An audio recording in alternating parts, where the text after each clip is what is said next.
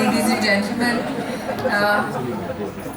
I think the true potential of what Indian women are about, can be, today is manifested on the panel. Women across, from media to enterprise to grassroots leaders, and then there are some who have oscillated between all those functionalities as politicians and policy makers. As a proud YGL, allow me to lay the landscape of what it means to be a woman in India. One of the declaration I would like to make as a panelist here today is that the challenges of women are not restricted to one geography. It is not a global south problem, it's not an Indian problem, it is a global challenge. So when you look at the Indian context, where do we stand today? In the recent general elections in India, we had 968 million Indians registered as voters. 642 million turned up to vote. And all those who turned up to vote had a biometric ID which enabled them to interface with Indian democracy, of which 312 million were Indian female voters. We currently have 127 million girls in our school system, 20 million young women in the higher education system. The labor force participation rate in India is around 37%, oscillates between 35 to 37 given who's writing the daily column in a newspaper, national or local.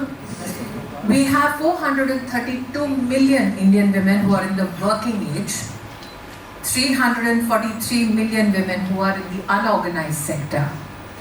And Indian organizations, especially the private sector, have seen an increase of 26% with regards to representation of women in the workforce, and this is the data from 2023. If you look at leadership in corporate India, 8% of our CEOs are women. Globally, the average is 6.3%. In Asia, the average is about 5.1%. If you look at and dig deeper into the corporate leadership that we have, of all the corporate leadership in education and training, 45% of our CEOs or leaders are women, and non-profits have seen a surge at 47%. Again, Shweta was kind enough to say that yes, I've been a policy maker and I was witness to not only a labor code that ensured equal pay for equal work, maternity leave for women for 26 weeks, mandatory women directors on boards of listed companies. But today I'm happy to share with you that according to the Global Board Diversity Tracker, women in Indian boardrooms have a higher participation than the global or Asian averages. In fact, in my country, 22.6% women hold more than one seat in a board as compared to just 12% men. Now, looking at the distance that has been traveled by our grassroots leader, Rohini from Satara, another aspect that may behove your reflection. In the past decade in India, 500 million bank accounts were opened for those citizens who did not have an access to financial institutions in our country. 56% of all accounts opened were that of women. And 67% of all those accounts were from rural and semi-urban India. According to the World Bank Global Findex report, India no longer has a gender gap in account ownership. In fact, in the past decade, our banks got together to see the performance of women-owned businesses and engagement by women bank account holders. And they found that a woman's lifetime revenue from a bank's perspective is 12% higher than that of men. I have professed all these numbers today, including the one that I've missed out on, is that 130 million women currently are a part of a government-sponsored pension and insurance scheme.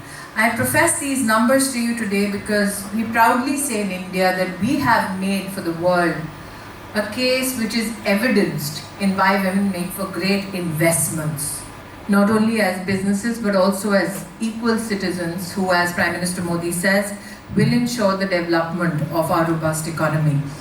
Today, as I sign off and pay homage to all these three young strapping women and that one who reports on them, I must say here that out of the 15.7 million businesses that are owned by women in India today, 27 million people are employed irrespective of their gender, just so that they can enhance productivity of the enterprises that they are engaged with. I'm hopeful that this conversation sheds more light on the potential and the capacity and the need for converging on maybe some of the best practices that YGLs have seen across the world, how we can inform, let's say, the global north about how the potential of women has been unleashed in the global south and how India has led the way. So, look forward to the conversation.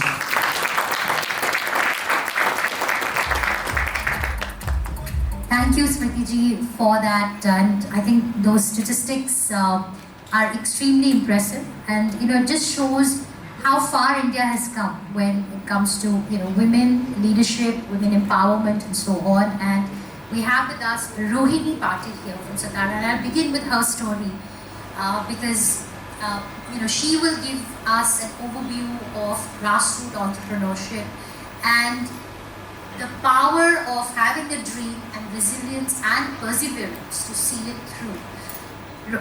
And I will be translating her responses because she will be speaking in Hindi. So if there is any question, please feel free to ask. Rohini ji,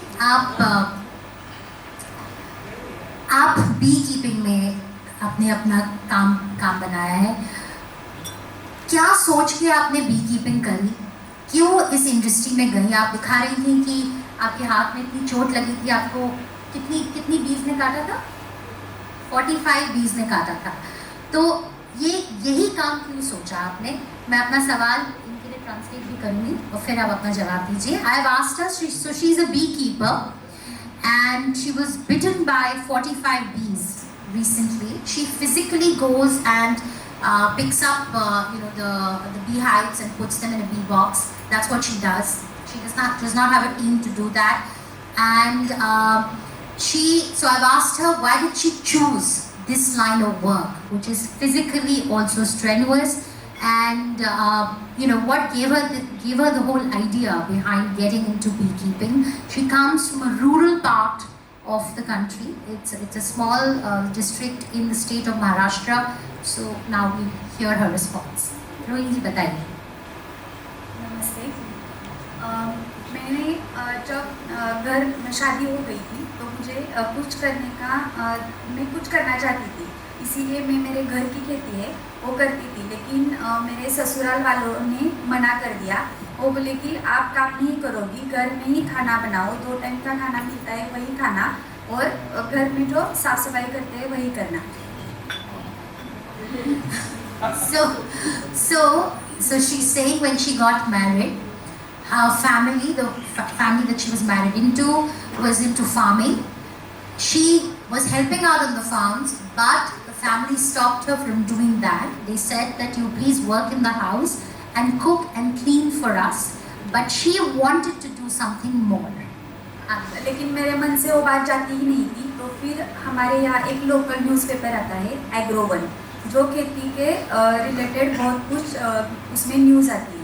तो मैंने वहाँ पे पढ़ा था कि हम honey bee का business कर सकते हैं, उसको किसी भी खेती की ज़रूरत नहीं है. So, but she said that she could not get the fact that she wanted to work out of her head. She kept thinking about it, and then she studied till class 12. She saw an ad in a local newspaper which was focused on the agriculture sector, and there was an ad for beekeeping where they said that they will train beekeepers. And that's how, so she read that ad and she said, okay, if they won't let me do farming, I can do this. I don't need land for that. It can happen regardless of whether I own any land or not. फिर मैंने वहाँ पे number भी देखा कि वहाँ training मिलता है. मैंने कॉल किया तो वो महाबलेश्वर में था, जैसे कि मेरे घर से बहुत दूर है, और तब मेरा बेटा 6 मंथ का था. मैं उसको लेके वहाँ 10 दिन के लिए ट्रेनिंग के लिए जाना घर वालों ने भी अलाउड नहीं किया करते, और मुझे भी पॉसिबल नहीं. So the program required her to travel to another town called Mahabaleshwar, which was far away, and her son at that time was only 6 months old. which meant that she could not travel to take the training. It was a very daunting task. So let's hear it out from her. How did she manage that?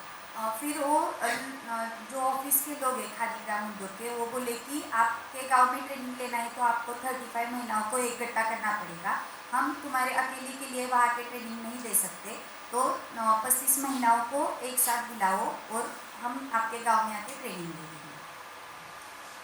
So she managed to convince them that you should come to my village and train women, because I cannot travel to Mahabaleshwar to do that. They told her, you get us 35 women in your village and we will come and train all of you. फिर मैंने गांव के महिलाओं के साथ, जो SHG group है, तो उनके साथ बातचीत की.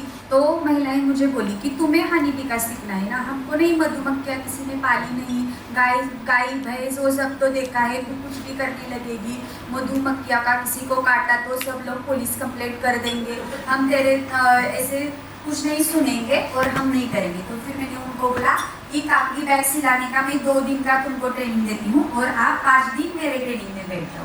तो फिर मैंने 2 दिन उनके घर जाके उनको कैसे तो कन्विंस किया.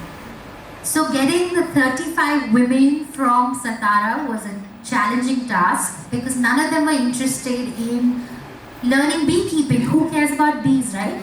They told her, they're like, you can go and get yourself hurt, but we don't want to be part of this. So she said, fine, I will teach you how to make cloth bags because that's easier, and for them this idea worked out to be better. It was more appealing idea to them. She said, I will teach you how to make cloth bags, but so I'll give you 2 days of training of cloth bags, and then for the next 4 days you will learn beekeeping. And she managed to convince them. अब B keeping का training तो ले लिया, business करना है, पैसे कहाँ से लाए, क्योंकि घर वाले तो देंगे नहीं, मेरे पास तो प्रॉपर्टी है नहीं कि बैंक भी लोन देगा. तो फिर मुझे सोचना पड़ा कि अब पैसा कहाँ से लाऊं. तो फिर मैंने क्या किया, उसी 15 महिलाओं को कन्विंस किया, जो 35 थी ना, उसमें से 15 महिलाओं को कन्विंस कर दिया, उनका एक बचत गट बनाया और फिर उनको मैंने बोला आप मेरे शेयर होल्डर हो जाओ, 5-5 हज़ार मुझे दे दो, मैं जो भी प्रॉफिट होगा हम सब में एक जैसा बांट दूंगी, काम नहीं करूंगी लेकिन प्रॉफिट हम सब लोग देंगे. So to become an entrepreneur, to get into beekeeping, she needed 75,000 rupees, which is a little over $1,000. But she did not have that kind of money. Her family was not at all supportive. Even today, she runs her whole business just by herself.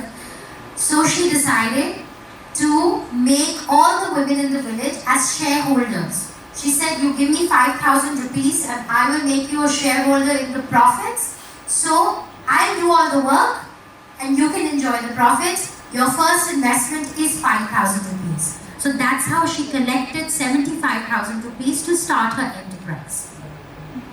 फिर मैंने वो पैसे इकट्ठा किए, लेकिन और उसमें से 10 बी बॉक्स खरीदे, मतलब कॉलोनी और बी बॉक्स. लेकिन नसीब भी एक रहता है, मुश्किलें आने के बाद एक के ऊपर एक चली आती है. वैसे ही जो मैंने 10 बी बॉक्स लाए थे, वो 10 के 20 15 दिन में भाग गई सब मधुमक्खी. तो मुझे बहुत टेंशन आ गया था, इन महिलाओं के पैसे वापस कैसे कर दूँ. So she bought the bee boxes. However, what happened was that all the bees managed to escape. So she had put in all her money in those bee boxes. She had no funds to fall back on, and she had all these women whose money she had taken to buy those bee boxes. और फिर मैंने खादी ग्राम उद्योग में phone किया, आपने तो मुझे आधा ही ट्रेनिंग दे दिया, मैं हर टाइम पे मधुमक्खियाँ लाऊंगी तो पैसा किधर से लाऊंगी, तो आप मुझे आओ और मधुमक्खियाँ पकड़ना सिखा दो. तो वो लोग सोचते होंगे ये तो पागल है, मेरा फोन उठाते थे, साइड में रखते थे. मैं हर दिन फोन करती थी. फिर एक दिन मैंने क्या किया, हमारे जो प्रांत ऑफिस में जो तहसीलदार वगैरह रहते हैं ना, उनको मैंने निवेदन दे दिया कि खादी ग्राम उद्योग वाले अधूरा ही ट्रेनिंग देते हैं, फिर किसी को कुछ नहीं देते, उनका सब खत्म हो जाता है ना ट्रेनिंग का, तो वो किसी के ऊपर ध्यान नहीं देते. तो फिर उन्होंने गुस्से से आकर एक को नपललाल काका है बोलकर उनको मेरे यहाँ भेजा कि सिखा दो इसको. So after that, she called the training institute and she took them to task. She said, you did not train me properly. You did not train me how to keep the bees, how to capture them and how to keep the bees. You did not, she said she called every day. They got so fed up before that she would call and they would keep the phone aside. They did not speak to her. Ultimately, she kept following up and they relented and they connected her with. She also complained about them. She complained about them to another authority. Yeah, she complained about them she complained about them to another authority, and then they directed her to somebody who helped her. तो फिर उन्होंने जिनको भेजा था उनको पता था कि मैंने उनको बहुत सताया है, तो वो भी मुझे चिल्ला चिल्ला के ही सिखाते थे, इधर हाथ मत लगाओ, उधर हाथ मत लगाओ, ऐसे करते क्या। मैं बोलती थी चलो बोलने दो, कुछ भी बोलते हैं ना, हमारा काम निकलने से मतलब है। तो मैंने वो 2 साल में 20 कलेक्ट करना सीखा, लेकिन क्या हो गया, मैं 20 कलेक्ट करके लाती थी और 4-5 दिन में वो भी चली जाती थी। ऐसे 22 बॉक्स खाली हो गए थे मेरे भी। So the trainer also had heard about her that she's very persistent, so he was very rude to her during the training process, but she said she could not care less because she had to learn this and that's how she went about it. She completely ignored all the taunts and so on. However, even after the training, the bees would keep escaping from the bees box, and that was kitna bee box khali ho gaya? 10 about 22 bee box खाली हो गए। So basically, essentially what she's saying is that whatever she had learned, it still hadn't worked and all her bee boxes were empty and the bees were escaping. फिर ये सब करने में मेरे 2 साल चले गए। 2014 को मैंने शुरू किया था, फिर 2016 तक मेरा 88 kg हनी कलेक्ट हो गया। अब मुझे टेंशन आ गया उसका मार्केटिंग कैसे करूँ। For 2 years, it took her 2 years and she collected 88 kilograms of honey. तो फिर मैं सोचती थी लेकिन भगवान किसी ना किसी को भेजता है। उन्होंने धर्मालाइफ वालों को भेजा, उनका एंट्री मेरे लाइफ में हो गया। फिर इंटरनेट साथी ही प्रोजेक्ट आया था, जो मैंने मोबाइल पे इंटरनेट सिखाना था गांव की महिलाओं को। तो मैंने 1004 महिलाओं को इंटरनेट सिखाया। मेरे पास तब एंड्रॉयड मोबाइल नहीं था, तो फिर मैंने भी सीखा। और फिर ये सिखाते सिखाते मैंने डिजिटल मार्केटिंग सीखा कि व्हाट्सएप पे, फेसबुक पे हनी कैसे बेचूं। So after the honey was collected, her next challenge was to learn marketing, how to sell the honey, and that's where Dharmalife came into play. They taught her how to use the internet, and she learned how to market her honey through WhatsApp, through Facebook, through the internet essentially. और फिर मैं धर्मालाइफ से जुड़ के वो सब सीखते सीखते गई। मैं धर्मालाइफ के इवेंट के लिए बाहर जाती गई, तो फिर मुझे एक आइडिया आती गई कि जैसे आप सब लोग मुझे आज मिले हैं, वैसे ही बहुत सारे लोग मिलने लगे। फिर मेरा बॉटलिंग कैसा रहेगा, पैकेजिंग कैसा रहेगा, स्टेप बाय स्टेप मुझे फिर मेरा एक विजिटिंग कार्ड होना चाहिए, खुद का एक मतलब फॉरेस्ट का ब्रांड है मेरा, वो ब्रांडिंग वगैरह सब मैंने किया। एक 10 साल का जर्नी है, उसमें मैंने 88 किलो से आज मेरा 800 प्लस है।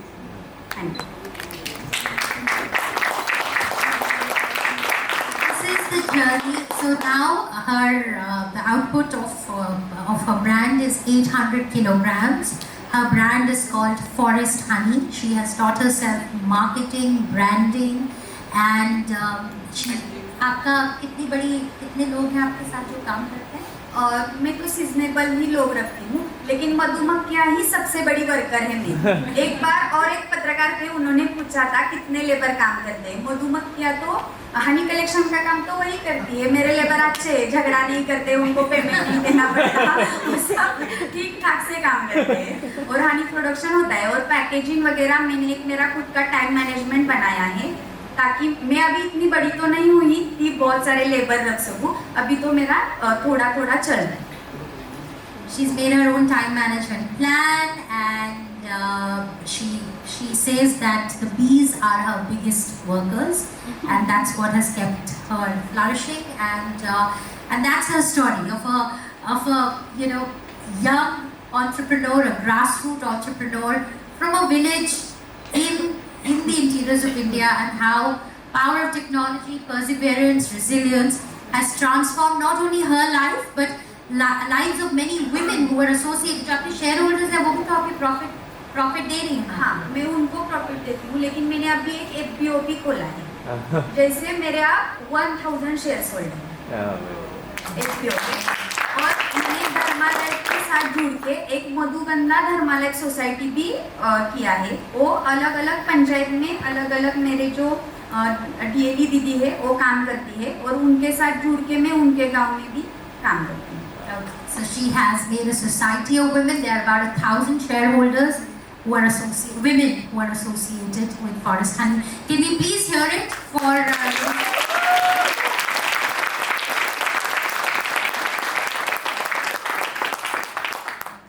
So that's grassroots India for you. That's one of the stories which we thought would be so inspiring to share with everyone. Now we have Shruti Shibulal here. Shruti, as you all know, is in the hospitality space, in the tourism sector, which in itself is a very challenging space to be in terms of regulatory processes, in terms of finding and retaining talent and so on. Shruti, you became an entrepreneur at a fairly young age. If you could share with us the kind of ageism that you might have encountered, and what made you think of getting into the hospitality space? Firstly, I don't know how I'm following. A lot of pressure. I'll try. So I actually, just to go back a little bit, I studied chemistry and philosophy and ended up in the finance industry somehow, and that's how I started working. And what happened to me is that I was extremely passionate about finding a project for myself. I wanted ownership, and at the time I didn't even realize that was called entrepreneurship. And at the time I was living in New York. And in order to find a project that I thought would be truly mine and where I could make impact, I decided to move back to India. So when I did that, I was about 22. And within a couple of months, somebody asked me, like, if you could do anything in the world, what would you do? And I said, well, I'll start a restaurant. I would love to do that. And so, something led to something else, and one meeting led to something else, and I ended up building a restaurant company at about 22, 23 years old. If anyone knows anything about the hospitality industry, it is either that you love it or you hate it. I luckily loved it, and what I love about it is the people. The hospitality industry is one where people are really what make the experience. Happy employees make for happy guests. It's extremely gratifying, it's instantly gratifying, especially in F&B. When you serve a dish on the table, you know exactly whether your guest has enjoyed it or not, and you get that feeling when they have enjoyed it, and it's really addictive and thrilling. And so I absolutely loved it, and I love that it's not an industry where you have necessarily the people who are the most educated or the most advantaged who are coming in. It's really this cross-section of society who entered this industry, and they do it because of passion. It's not easy to work in this industry, and and for that I just enjoyed the diversity of men and women that I was working with. From there, soon after, I got into the hotel industry, and I'm part of an organization. I've been the CEO since 2018. It's called Tamara Leisure Experiences. We focus on this idea of responsible hospitality, and we essentially try to create resorts and hotels which are sustainable, which are looking at people practices very closely. We try to ensure that there is diversity and inclusion. We try to make sure that we are treating people well. Like, I am extremely passionate of ensuring that my employees and the employees of this industry are treated well, that we have dignity, which I think is something within the service industry of India that we can do far, far better on. And I really want to see that change happen. And so that's what I've been working on. Having started early, but I have to say, I know that there are entrepreneurs here who started even earlier than I, 18 and all of that. I mean, of course, ageism was certainly a thing. My industry is also quite male-dominated. People didn't take you seriously? No, and for multiple reasons. So one is my age. Two, I didn't have a background in hospitality. I come from a legacy of technology, and with that, there were certain assumptions and biases. Oh, this is just, a spoiled kid playing a game, walking into this industry where you need to know what you're doing. And then I started doing things differently. I started questioning the status quo. You have glass bottles on your tables. This was not the norm in the industry until maybe 2 years ago. Right. I was doing this 10 years ago, right? And so when we started, the entire luxury space was questioning, will guests accept this? Won't they see this as, some cutting corners because, this is our own bottled water as opposed to some fancy imported, spring water from Europe. And so won't they see that as, an issue with luxury? And so having questioned the status quo, there was a lot of skepticism about what I was doing. And there continues to be so because I really enjoy kind of asking those questions and continuing to make changes. So I often find that my industry doesn't understand me. And it continues to be so because they see me as slightly different. I also have a very heavy focus on technology within the work that we do, and I really enjoy it, but it's different. I mean, most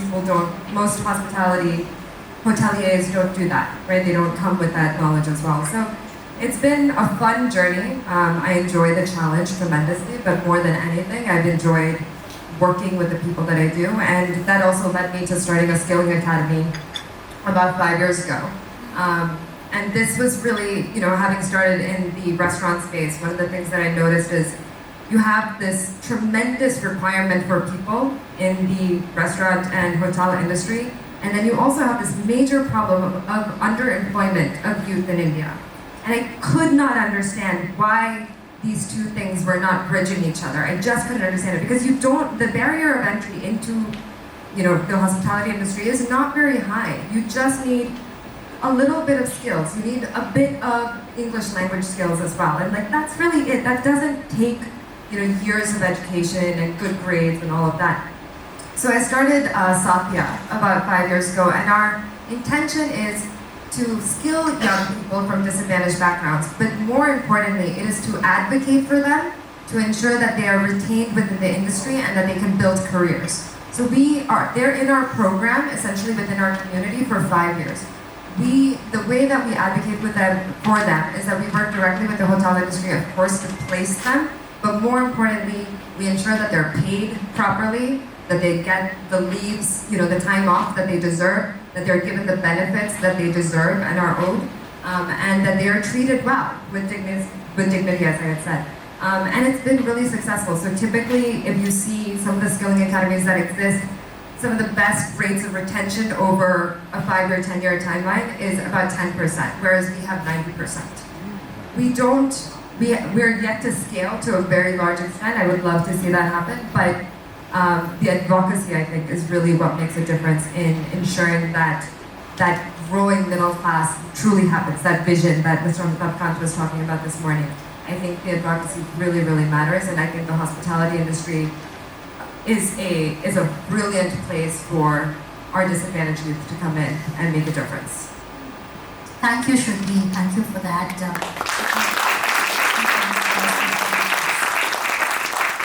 I love the fact that you decided to do things differently and questioning status quo, because that's the toughest to do. And especially to do it in a space where you've learned the ropes the hard way. You said you came from a different finance background and you did not understand the hospitality sector. You got into it and you rewrote the rules, and that's commendable. Let me come to you, Kanika. Marwari family, parents are Marwari traditional people, and you decided to become an entrepreneur at a very young age. Just to set the cultural context here, typically it's in business families, girls are encouraged to get married earlier and so on. But Kanika has again rewritten her rules. She decided to become an entrepreneur at a very young age. She battled battled an illness, and she's emerged stronger for it. So Kanika, if you could share. I'm sure many of them know about this, but I think it's just a story that needs telling again. I think every battle I've fought seems really small after hearing the story. It's not the first time I'm hearing it. I've heard it on multiple platforms. And just to set the context again, Dharmalife is... Yeah. Now, can you spell? So Dharmalife is Gaurav's company, right? So this is what Gaurav's done. I think it's all done for Gaurav. You want to come off the stage? So yeah. So I've heard multiple women of his share their stories, and I think everything we've done feels so small because those are the real battles, the real challenges. I run a air mobility company and I wanted to become a pilot. And coming from this amazing Marwari family. In fact, I've got a distant cousin of mine sitting here from Nepal, Smriti, but yeah. So she, I think, could understand the context a little bit. But I told my father I want to become a pilot and I want to take science when I was 14 years old. And my dad looked at me up and down and said, I'm driver, which means I'm going to become a driver. I was like, no, I want to fly planes. He said the same thing. And I almost fell for it, to be honest, because you do what your parents ask you to do at that age. And I mean, I was always a rebel, but not to the extent of telling my father that I'm not going to study what he wanted me to study. So I did do science and I couldn't become a pilot. And then when I was 16, I moved to Bombay for college. I got through Parsons. And then my father's response to that was, if I said in New York, you'll start drinking, smoking, doing drugs. Not like any of that didn't happen when I moved to Bombay, but he assumed it would be easier if we did it here, right? And then when I moved to Bombay, again for the same reason, he used to give me 2,000 rupees a month as pocket money. We're very spoiled kids, and that's why I really have a lot of respect for our parents. Pay for our college, they pay for life, literally. So I mean, we shouldn't really be complaining, but I always complain. So they used to give me 2,000 rupees a month as pocket money, which is pretty much, I think, today's day, $25 a month, which couldn't pay for a night out. So I said, I've got to figure this out, I've got to do something. I was studying designing, and I started working. I used to go to one college at 6 a.m. in the morning. That was my degree college where I was studying economics till 10. At 10:30, I used to go to my aunt's college, which used to make it the most manageable product in the country. Okay, where I studied till 4. It was a very refined finishing school in the facade of learning design. And then at 4:30, I used to go and work for a company till about 11:30 in the night. And doing things the Indian way. They used to use a big agency to design some ads. And then they used to use a small Kanika, pay me some money to replicate all those ads for multiple billboards and newspapers and all that. And I was getting a lot of money from them. And I was 16, I was getting 20,000 rupees a month, which is about, quite a lot of money basically, which gave me a very good life at that age. And so I rose up, I did well with them. And one day the owner of the company called me and said, Kanika, why don't you come and give me a presentation of something they were doing. I didn't know he was the owner of the company. I used to have bright pink hair, I used to wear torn jeans. And I used to have so many bags on both my hands. And I walked into his room and said, I think you've come to the wrong room. I said, no, you're the owner, you called me for this. He said, okay, sit. And there was a small building that they were building and they had a helipad on top. And I said, look, I don't think this helicopter is ever going to land there, you're making an ass out of people. And when you're 16, you're really copy everything about the world and you question everyone. And that's exactly what I was. And then he said, he didn't have a choice, he had to hear me out. He said, tell me now, why, what. So I explained to him why the chopper won't land there. And that's why I think people have to give you chances in life, and that's what our role is as privileged people. The next day he called me and he said, look, I'm buying a helicopter and 2 planes and I want you to lead this business for me. I said, look, I have absolutely no idea about how this runs. I have a college to go to in the morning, a college to go to in the afternoon, and then I've got to come and work for you. And I'm just doing this for time pass pocket money. But so he said, no, I'm giving you a month, make a business plan and come back. And he introduced me to the CFO, who was fat, bald man. As soon as he walked out, says, very good bache, like very good child, he's giving you a chance. You say thank you, he'll give you a reward. This is not what you girls can do. Till then, I had no intention of doing it. I wanted to live my college, I wanted to party, I wanted to chill. I said, this asshole thinks that I'm not going to be able to do this, like this fat, bald man thinks I can't do it. I'm going to prove him wrong. And I never touch people on the basis of how fat they are, as you can see. But that man was exceptionally irritated. Only till he was really, I think, put him off. I learned how to make a business plan of Google. If someone showed me that B plan today, I would say thank you very much, that's my goal. But I used that business plan, hustled my way through it. I managed to set up an aviation company for this business, where I think I learned a lot. I had a team who was twice my age. I used to get paid more money than I could ever imagine. And I really lived my life. But I used to bribe both my college students to mark my attendance. I had a tuition teacher come to office to teach me econometrics, so I could pass my exams. But I was cheated and still pass. I really hustled through life at that point in time. And I think what the biggest thing it taught me then was that you can do what you really want to do. If you believe you want to do something. I mean, it all started with the fact that, I did not want to get married. I just wanted to work and be independent. That led to me getting what I wanted. I kept thinking about it. And then I got an award, and my father saw me on TV.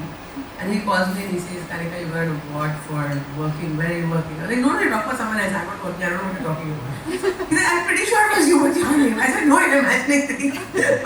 He said, listen, come back, pack your bags. And the next day was my last exam at degree college. He made me pack my bags and go back to Bhopal, which was my biggest fear. My parents live in a place called Bhopal, which I which is the most boring city in the world. And so I went back and he said, you have two options. You get married in the next 1 month or you go to study abroad somewhere. So I said, okay, fine. I had a job offer from a company in London, so I go study abroad. And that UK allows you to work along with studying legally and stuff. So went there, did all of that. And then it was time, to come back and get married again. I came back and I couldn't buy any more time. I was 21. Like that in Marwadi years is like 100. Officially become unmanageable in the next 2 years. So then I was like, I really didn't think there was a way out. But again, like a lot of good things happened. I was diagnosed with cancer 2 days of coming back. And it's the best thing that happened to me in my life. Because A, I didn't have to listen to anybody. And B, it really gave me the conviction to believe in myself. Most doctors said you'll live 4 days, 4 years, 4 weeks, 4 months. I found a doctor in Bombay after meeting 30 doctors and really irritating them with my questions. I don't think they wanted to entertain me. As you can see, I talk a lot. So then this doctor finally said, I want to live for 40 years, have a drink with you, let's work on that. Forget what your science says. And it actually worked out. And that gave me the conviction to say that, look, I'm going to do what I want to do. I'm not going to get married because my parents want me to get married or because the society expects me to get married. And the day I finished treatment, I was 20 kgs heavier, my skin color had changed. So I told my father I want to move to Delhi and start this company.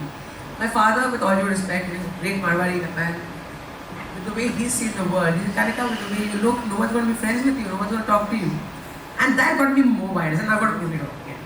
So I packed my bags, ran away from home. I had zero money literally. I had 5,600 rupees, moved to Delhi, set up this company. And I think if you're born with a certain way of living life and then suddenly you've got to figure everything out on your own, adversity drives you to, I think, achieve. If you have everything available, I probably wouldn't have done all this had my parents not put me through these tests. If life hadn't tested me. Came back, set up this company, Jetsetgo. I had no clue what I was doing. Hustle, I had to answer the phone with 10 different names. I had to change my gender, name, everything. I didn't want people thinking I'm a one-man, one-woman company. Started from bedroom. Today we're probably the largest in Asia. And we're trying to democratize aviation. We're trying to make air taxis happen. We've just very recently, with the government support, written the entire regulation of how air taxis will fly in the country. We're trying to create the infrastructure for the same. And I remember in 2018, we used to go to the government and say, I want to do air taxis, I want to do this. People used to say, Madam, I'm Star Wars, आप बच्चे हो यार, आप boutique खोल लो, आप क्या cupcake shop, just basically open a boutique, do clothes, open a cupcake shop. Why are you doing all this? And then she gave me an award. I don't know if she remembers it also, very early. She gave a lot of awards and cuts a lot of ribbons, I'm sure. But this was the United Nations award with the Niti Aayog. And that was the first award I got at a very early age. So I would use that award in every government office. Saying, see, Smriti Irani madam gave me an award, I can't open a cupcake shop. You have to do my work now, or I'll complain to her. And I had to get my work done because I couldn't bribe people. They wouldn't take money from me. They think that, they probably think I'll go and snitch on them or something. And they won't deal with her. So I think it really worked out in my favor. Being a woman, being young. Everyone says they were the best recipe for disasters. In aviation, you don't see women. You walk into air shows, you're a skirt and a sea full of suits and bald heads. Which I should love, because you had so much potential. I said, I know more than you, I know more than you. And I think this vicious combination, which people really assume works against you, actually worked in my favor. Every single government person became Bhaiya, Uncle, Sir, PhD. Used to do it. Now, God can't go and get the work I used to get done for sure. Okay, it was it. So I think I've been very blessed, and that's the first story.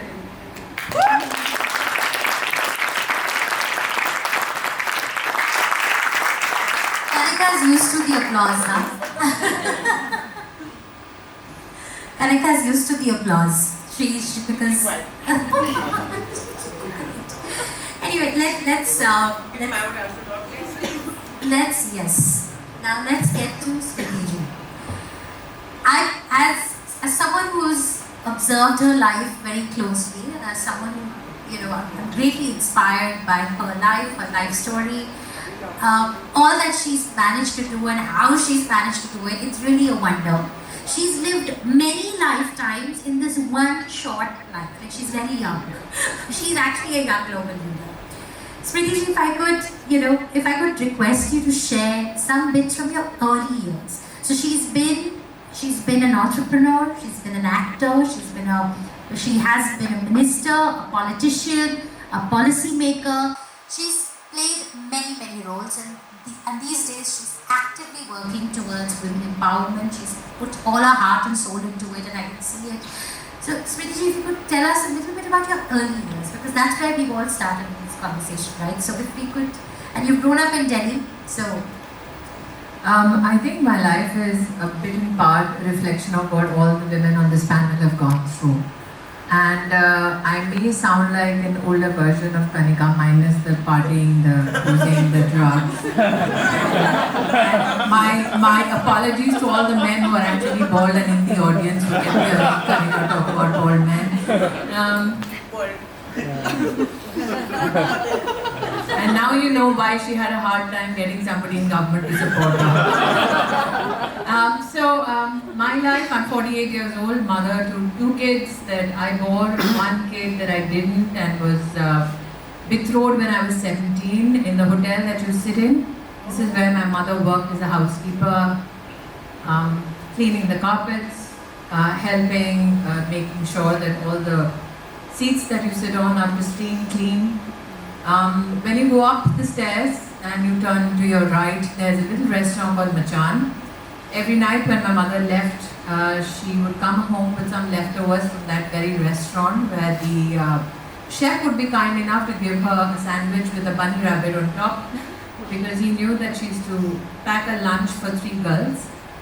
When I was 7 years old, my mother left with 3 girls in tow because she couldn't give birth to a son.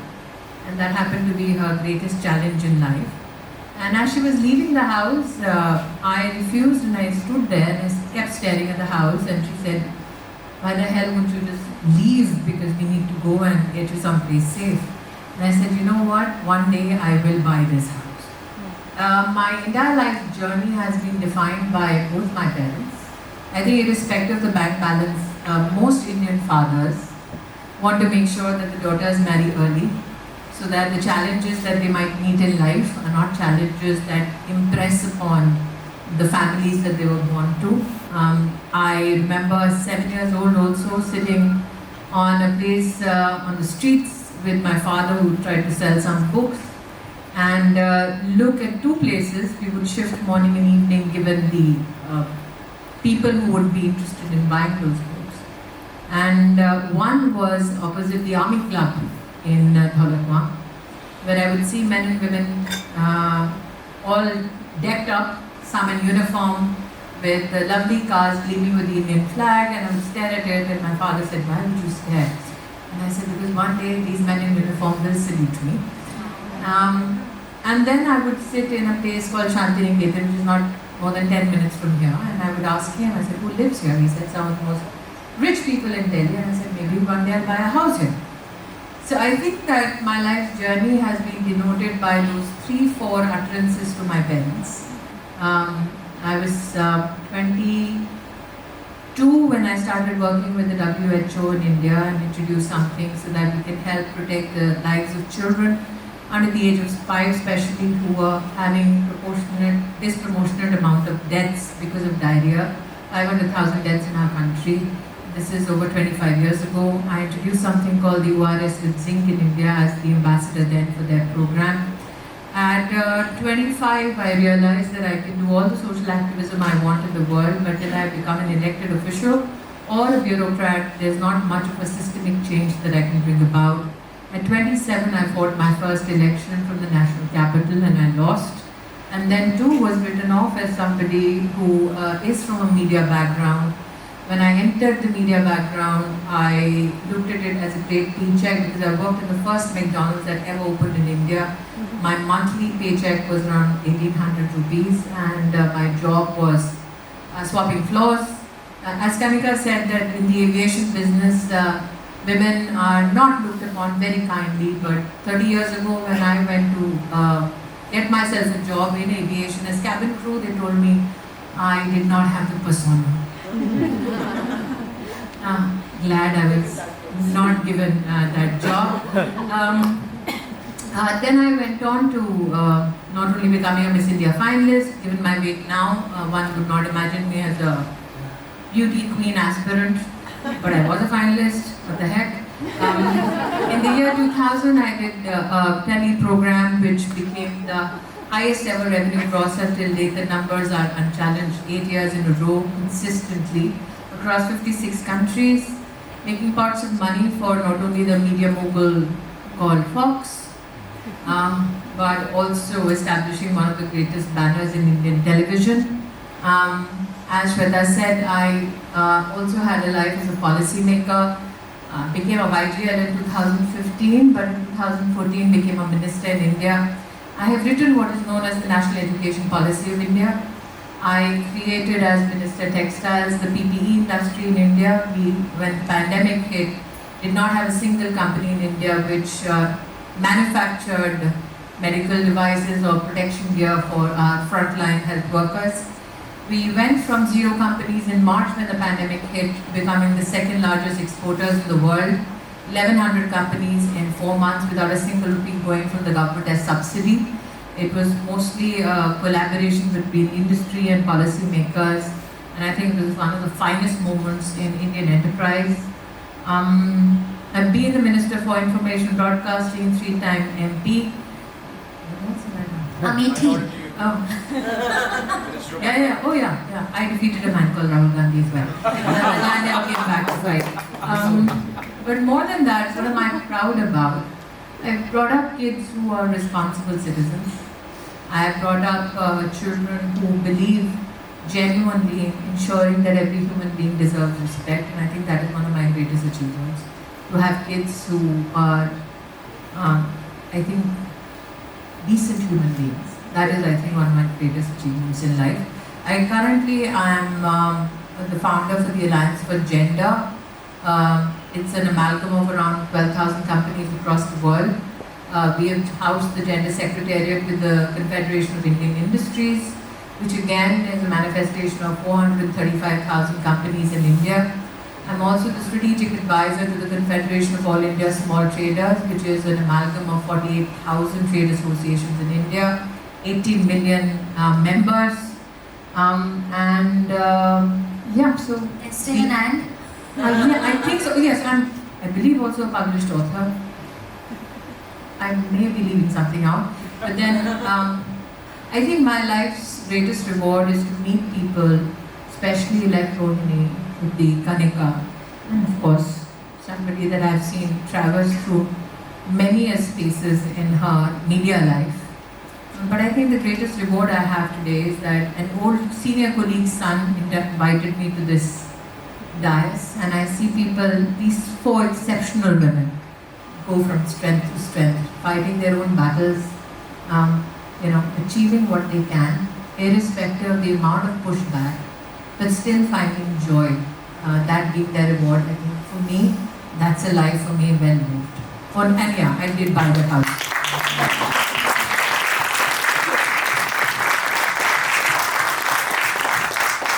Honestly, I have goosebumps. Sitting here on the stage after Rohini's story, after Shruti's story, Kanika and Smriti's story, and it's every time I've heard Smriti speak, there's always something new that I've taken out of her story. And if there's one theme that one thread that will tie all of your stories, it is perseverance, right? You did not take no for an answer. You kept pushing the envelope. You kept pushing the boundary.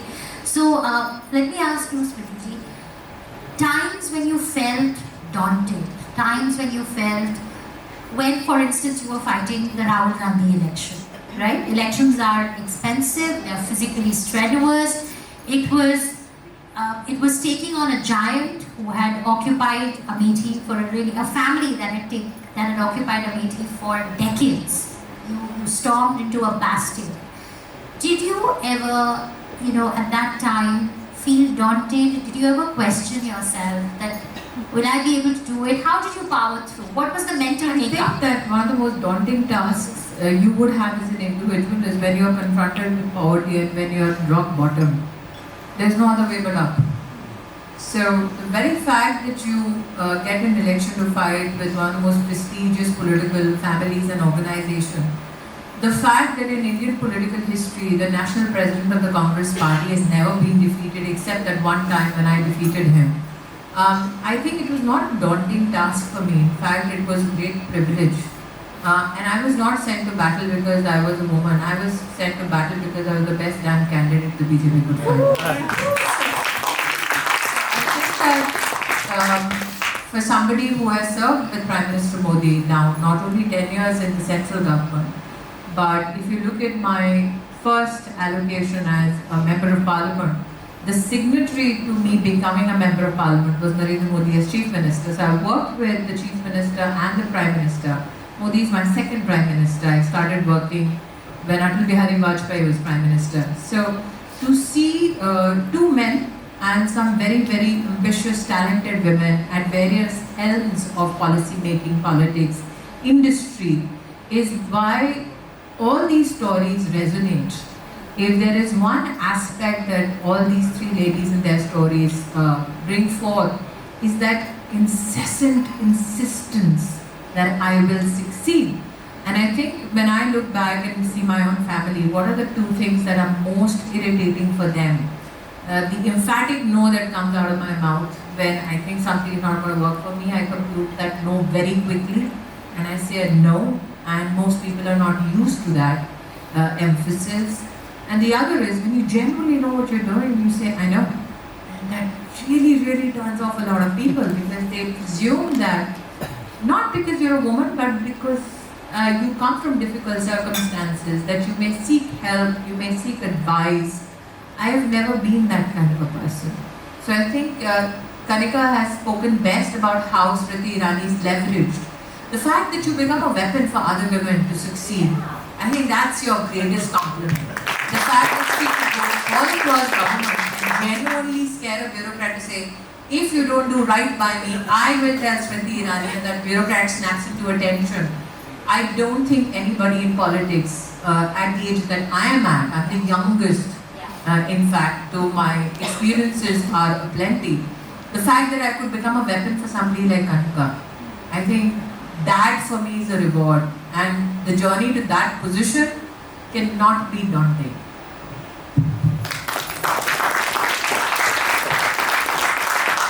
Rohini जी, ये सवाल आपके लिए। आपको कभी लगा कि मैंने ये क्या मुसीबत मोल ले ली है, मैं आराम से अपना जो घर पे कह रहे थे वो करती, क्योंकि आपने जैसे दिखाया था कितनी चोट लगी आपको, घर पे भी सब खुश तो नहीं हुए होंगे कि आप आगे बढ़ रही हैं, तो अपने आप को आप क्या बोलती थी, जिससे आपको अपने आप को कैसे मोटिवेट करती थी, कैसे अपने आप को दिलासा दिलाती थी?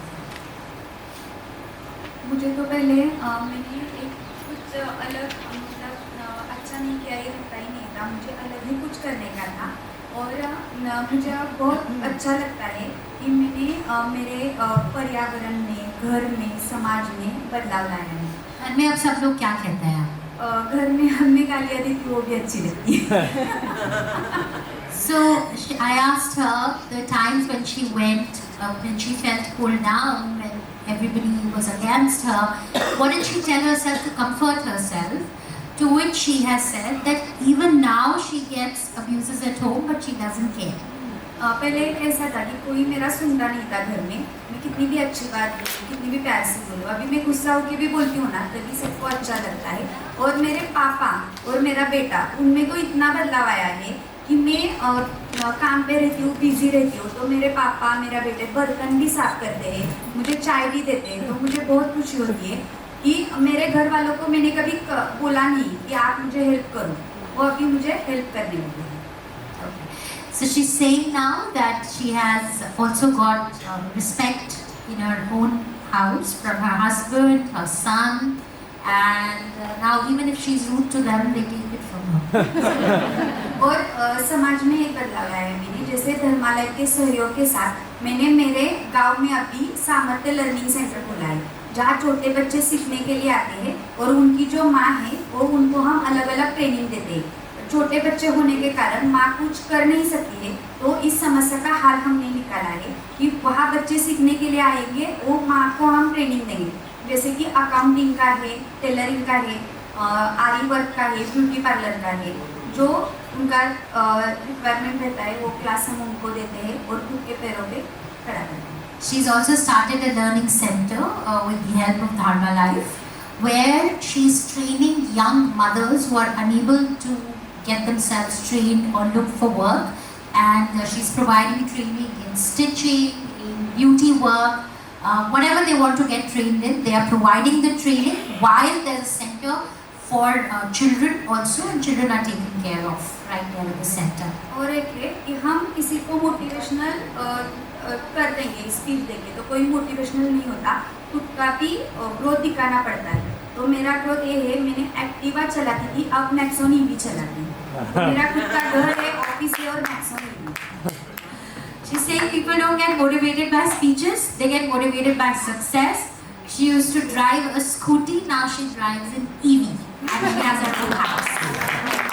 Alright, very quickly, Tamara told me that we have to wrap up in 5 minutes, so I'm going to open up the floor for some audience questions. Yes, please quickly introduce yourselves and then keep your questions short so that we can get as many in as possible.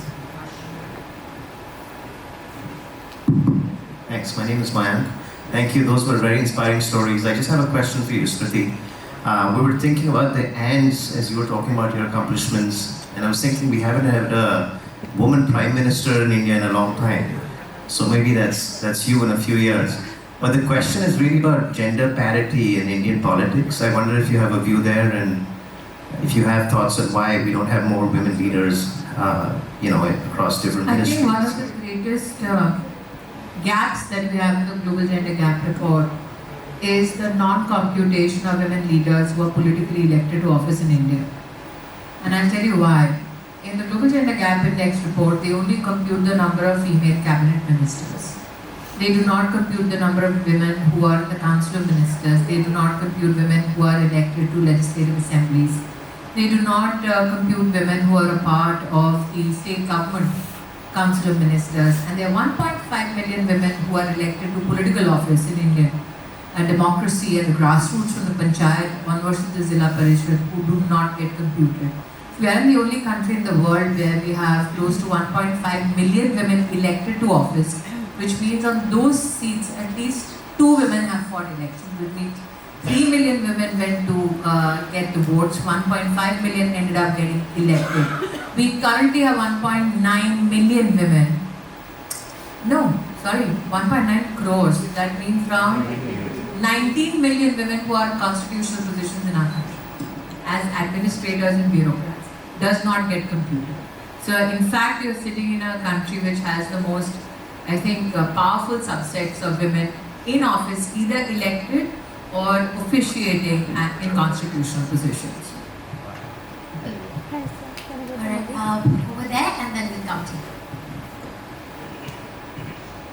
Hi, my name is Luana. I'm from Brazil. And I'm curious to hear from you, Smriti, about intersectionalities. Because in Brazil, we were able to increase the number of women in big corps or even the government. But from marginalized groups, this is still a challenge. So what kind of measures here you see in India that's working to amplify the number of marginalized groups in so many different areas? So even like women who from rural areas or from different castes or other maybe marginalized groups here. But also I have a question for Rohini about if she feels supported and what kind of support the governments and other organizations can provide so she can scale her business from now on. Thank you. Just to amplify, the Commander-in-Chief of all Indian forces is a lady, the President of India, who's from presumably marginalized community called the tribal community in a state called Odisha. So the fact that the highest office in India is currently held by a woman from a tribal community in itself shows how in the government and along with the polity of India, we mainstream women from all communities to take more and more and participate more and more in Indian politics. Insofar as I also have the distinction of holding the Ministry for Minorities in India. I'm the first non-minority in the minority, and I was segmented in minority by the virtue of my marriage to somebody in a micro-minority community. There are only around 55,000, and my husband is a Zoroastrian, that's how my surname is Irani. And there are only 55,000 of them left in the entire world. Now, when you talk about how do you mainstream women from those marginalized communities, policy today ensures that if the government has given direction to banks to help startups and small businesses scale to, let's say, a higher margin, then the credit is given also on the basis of people from marginalized community, SC or ST communities. And there is also a direction to ensure that in every district, women are also given credit support so that they can grow. So when you're talking about how women are mainstreamed, they are mainstreamed not only politically but also financially. Today, we've made the only possible, I think, overwhelming case across the world of giving 300 million loans to women-owned businesses or women business leaders in the SME segment. And the NPA there is less than 2%. In fact, it oscillates between 1.5 to 1.9%. And these are women who have continuously shown their credit worthiness. And I think that irrespective, like I said, of politics or economics, we have shifted the conversation not only to emancipation of women, but now the government emphatically says it's about women-led development, that till women are not equal partners, development overall is not possible. And again, for our friends in Brazil, when India had the presidency, for the first time in the history of the G20, the issue of women, which was always discussed on the sideline, was mainstreamed and became a part of the leadership declaration. I had the privilege of pushing that agenda as the gender minister in India, and now I'm hoping that our friends across the world can take that agenda forward, which includes women in academia, women in business, health innovations for women, amongst other issues. Well, question for Rohini. Rohini, आपसे पूछ रहे हैं कि आपको क्या सरकार से support चाहिए और क्या सपोर्ट आपको मिल सकता है जिससे आप अपना बिजनेस स्केल कर बढ़ा कर पाए? पहले तो मैं गांव में रहती हूँ तो वहाँ ट्रेनिंग ज़्यादा नहीं मिलती है। बिजनेस में आगे बढ़ने के लिए प्रॉपर ट्रेनिंग की बहुत ज़रूरत होती है और पहले ट्रेनिंग और फिर फाइनेंशियल तो लगता ही है क्योंकि कुछ भी कंपनी खड़ी करनी चाहिए तो फाइनेंशियल सपोर्ट के बिना कुछ नहीं हो सकता। इसलिए अभी तो मैं श्रुति जी है वो मैडम को धन्यवाद देना चाहती हूँ कि आपने जो बोला कि बैंक के वगैरह बहुत सारी महिला, मुझे इतनी ज़्यादा इंग्लिश नहीं आती लेकिन थोड़ा थोड़ा समझ में आ गया। हाँ नहीं लेकिन अब महिलाओं को बहुत सारा सपोर्ट इंस्टीट्यूट के माध्यम से और बैंक के माध्यम से मिल रहा है, जैसे कि अलग अलग स्कीम भी है। लेकिन गांव में क्या होता है, हम वहाँ तक पहुँचते हैं लेकिन बहुत सारे कागज पत्र डॉक्यूमेंट्स वगैरह क्लियर करने में उतने ज़्यादा नहीं रहते हमारे पास, तो वो दिक्कतें आती है। तो मतलब कम समय में हमें फाइनेंस का कम से कम कागज पत्रों में अच्छा फाइनेंस होगा। और महिलाओं का एक है, वो कर्जा लेती है तो किसी का डुबाती नहीं है, क्योंकि मैंने बचत गट से बहुत महिलाओं को कर्जे भी दिए हैं। वो बहुत एक हफ्ता वो खुद खाना नहीं खाएगी लेकिन बैंक के लोन का हफ्ता भरेगी। So, responding to your question, she says that where she lives in a village, so she would like better training facilities. There are a lot of government schemes to support women entrepreneurs, but sometimes the paperwork can be daunting. And she's taken on Smriti's point on how women are very responsible about their credit. So she herself has lent money to women entrepreneurs in her village, and she says that they will not eat food, but they will return the money on time. That is the sense of sincerity and responsibility with which women approach handling money and credit. I'm so sorry. Amaya, do we have time for one more question? We don't. I'm so sorry, but you can take it offline. Yeah? Ask a man whether women can speak. No, not a man. This is gender agnostic to organizer. So even if you're a woman, I'll ask. Alright, thank you so much. One thing I wanted to say, I think this is great. I know she's from my state, and by the way, Satara is not a small place. It's like one of our very large and prosperous districts of Maharashtra. And but खरंच बरं वाटलं तुम्हाला ऐकून आणि मराठी पण बोलायला बरं वाटलं तर खूप बरं झालं तुम्ही आलात. So I just want to say one thing before we end. Thank you, Smriti ji, for accepting this invitation, and I got very emotional when you spoke.